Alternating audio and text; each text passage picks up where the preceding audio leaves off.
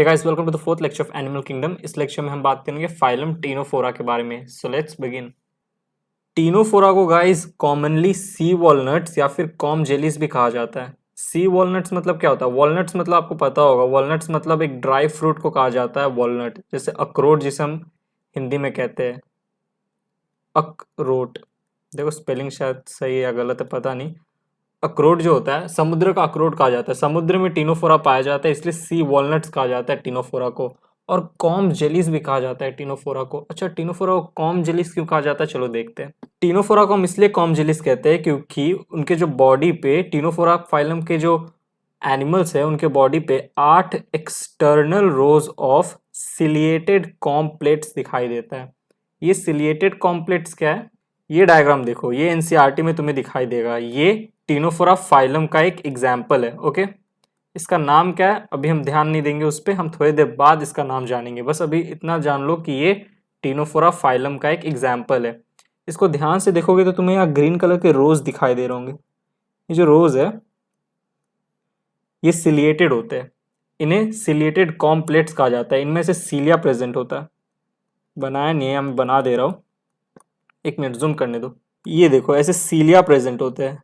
जो मैंने red red colour का बनाया ना, ये सारे जो 8 के 8 कॉम्प्लेट्स है, इन 8 के 8 कॉम्प्लेट्स पे सीलिया प्रेजेंट होंगे। कितने टोटल कॉम्प्लेट्स होते हैं? 8 एक्सटर्नल रोज ऑफ सिलिएटेड कॉम्प्लेट्स होते हैं। कॉम्ब मतलब होता है कंघी, हिंदी में हम कंघी कहते हैं। कंघा जिससे बाल अपना संवारते हैं ना, कैसा होता है? ऐसे कांटे होते हैं उनमें, कंघी में। इसलिए देखो जब सीलिया प्रेजेंट होता है ना इन रोज पे, तो कुछ कंघी की तरह दिखने में दिखाई पड़ता है हमारा टीनोफोरा। इसलिए हम टीनोफोरा को कॉम जेलीज कहते हैं क्योंकि उनमें 8 सिलिएटेड कॉम्प्लेट्स प्रेजेंट है। और सी वॉलनट्स क्यों कहते हैं? क्योंकि अखरोट शेप का होता है, देखो गोल है अखरोट, और समुद्र में पाया जाता है, समुद्र या ओशन में, इसलिए सी वॉलनट्स कहते हैं हम लोग टीनोफोरा को। नेक्स्ट एक नोट है यहाँ पे, the 8 ciliated कॉम्प्लेट्स helps in locomotion. ये जो एग्जाम्पल है टीनोफोरा का, इसको अगर एक पॉइंट से दूसरे पॉइंट पे जाना है तो ये जो 8 सिलिएटेड कॉम्प्लेट्स है वो हेल्प करते हैं टीनोफोरा को लोकोमोशन में। Moving on, ctenophora are exclusively marine. अच्छा, एक्सक्लूसिवली वर्ड पे फोकस करो। एक्सक्लूसिवली मतलब जितने भी टीनोफोरा होंगे ना वो सारे के सारे मराइन होंगे। ऐसा नहीं कि कुछ फ्रेश वाटर है और कुछ मराइन है, नहीं ऐसा नहीं होगा। सारे के सारे सी या ओशन में पाए जाएंगे, कोई भी फ्रेश वाटर में नहीं पाया जाएगा। एक्सक्लूसिवली मराइन बोला है, मोस्टली मराइन नहीं बोला है, ध्यान रखना। एक्सक्लूसिवली मराइन मतलब सारे के सारे टीनोफोरा जो है, टीनोफोरा फाइलम के जितने भी एग्जाम्पल है वो सब मैराइन वाटर में पाए जाते हैं। Ctenophora are radially symmetrical. Radially symmetrical होता है मतलब समझ लो एक सर्कल है और इसका ये सेंटर है। अगर मैं इसे हॉरिजॉन्टली काटूं तो हमारा जो सर्कल है वो 2 हाफ में डिवाइड हो जाएगा, 1 और 2।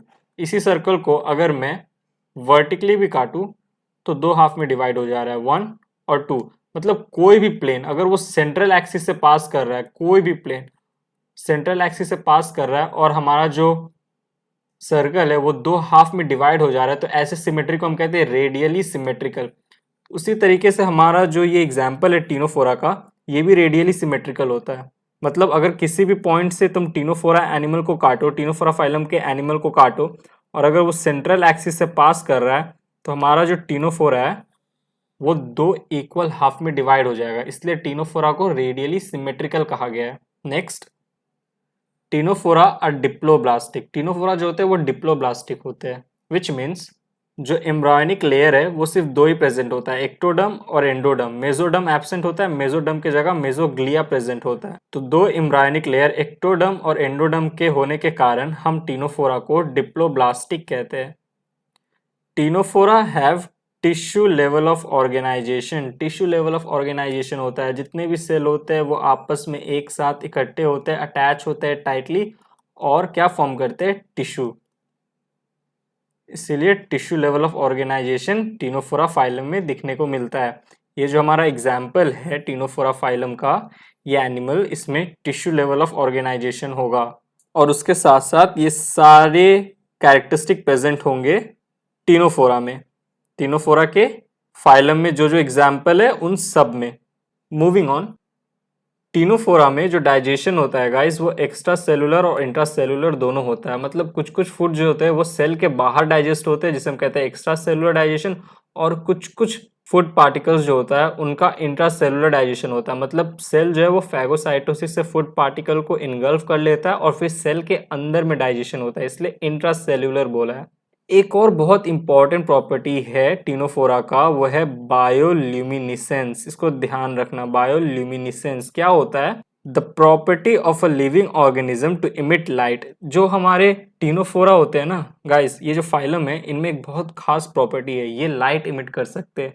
जैसे जुगनू होता है ना अंधेरे में चमकता है, वैसे जो टीनोफोरा है वो भी चमकते हैं, वो भी लाइट इमिट कर सकते हैं, और इस प्रॉपर्टी को कहते हैं बायोल्यूमिनिसेंस। ये बहुत ही मतलब क्या कहते हैं इंपॉर्टेंट प्रॉपर्टी है, इसे ध्यान रखना। Next, sexes are not separate in ctenophora. Male या फीमेल नहीं होता है, एक ही इंडिविजुअल में स्पर्म और एग दोनों बनता है, मतलब हर्माफ्रोडाइट होते हैं टीनोफोरा। रिप्रोडक्शन की बात करें टीनोफोरा में अगर, तो ओनली सेक्सुअल, सिर्फ सेक्सुअल रिप्रोडक्शन होता है। असेक्सुअल रिप्रोडक्शन टीनोफोरा में नहीं होगा, विच मीन्स कि जो ओवम है उसके साथ जो स्पर्म है वो फ्यूज करता है और फिर जाइगोट का फॉर्मेशन होता है। फर्टिलाइजेशन एक्सटर्नल होता है, मतलब फर्टिलाइजेशन एक्सटर्नल मतलब ये जो टीनोफोरा है, मान लो ये हमारा एग्जाम्पल है, ये 8 रोज प्रेजेंट है। कितना बना मैंने, 1 2 3 4 5 6 7 8 रोज। ये मान लो हमारा एग्जाम्पल है टीनोफोरा का। ये क्या करता है, अब देखो ये तो हर्माफ्रोडाइट है ना, तो स्पर्म और एग दोनों इसी में बनेगा। तो क्या करता है, ये स्पर्म को बाहर छोड़ देता है पानी में और एग को भी बाहर छोड़ देगा, और ये दोनों आपस में फ्यूज करेंगे, ओके, और फिर जाइगोट बनाएंगे। मतलब फर्टिलाइजेशन जो हो रहा है वो बाहर हो रहा है, इंडिविजुअल के बॉडी में नहीं हो रहा है। इंडिविजुअल बाहर स्पर्म और एग को रिलीज कर दे रहा है, और बाहर जो एक्सटर्नल इन्वायरमेंट है वहां पे फर्टिलाइजेशन हो रहा है, इसलिए फर्टिलाइजेशन को एक्सटर्नल कहा गया है। डेवलपमेंट इनडायरेक्ट होता है, मतलब एम्ब्रायो बना, ये जो जाइगोट था, जाइगोट से एम्ब्रायो बना, और एम्ब्रायो से सीधा एडल्ट नहीं बनता है, लार्वा बनता है, उसके बाद एडल्ट बनता है। मतलब एम्ब्रायो बना, एम्ब्रायो के बाद लार्वा बना, और लार्वा से फिर एडल्ट बना, तो इनडायरेक्ट डेवलपमेंट है। अगर एम्ब्रायो से सीधा एडल्ट बन जाता तो हम डायरेक्ट डेवलपमेंट कहते हैं, लेकिन टीनोफोरा में इनडायरेक्ट डेवलपमेंट होता है। जाइगोट से एम्ब्रायो बनता है, और फिर एम्ब्रायो से लार्वा, और लार्वा से फिर एडल्ट। अब बात करते हैं गाइस एग्जाम्पल्स की। देखो तुम्हें 2 एग्जाम्पल याद रखने हैं टीनोफोरा में। एक का तो मैंने डायग्राम दिखाई दिया था, प्लेरोब्रैकिया, जो डायग्राम हमने डिस्कस किया था, 8 सिलिएटेड रोज है, और दूसरा टीनोप्लानर। देखो इसका डायग्राम एनसीईआरटी में नहीं है तो उतना तुम्हें फोकस नहीं करना है, मैंने बस ऐसे ही बना दिया था डायग्राम, इसका ध्यान में रखना, ये एनसीईआरटी में है इसका डायग्राम। ये मैं तुम्हें एक आइडिया दे रहा था कि टीनोप्लाना कैसा दिखता है। देखो इसमें भी देखो, यहाँ पे रुको, जूम करने दो, ये देखो ये जो है सिलिएटेड कॉम्प्लेट्स टोटल 8 प्रेजेंट है, 1 2 3 4, और पीछे के तरफ और 4 प्रेजेंट है। देखो इनमें लंबा लंबा ऐसे सीलिया प्रेजेंट है, सिलिएटेड है, और तो और बायोल्यूमिनेसेंस वाला प्रॉपर्टी है। देखो चमक रहे अंधेरे में कैसे, लाइट बल्ब टाइप जुगनू की तरह चमक रहे।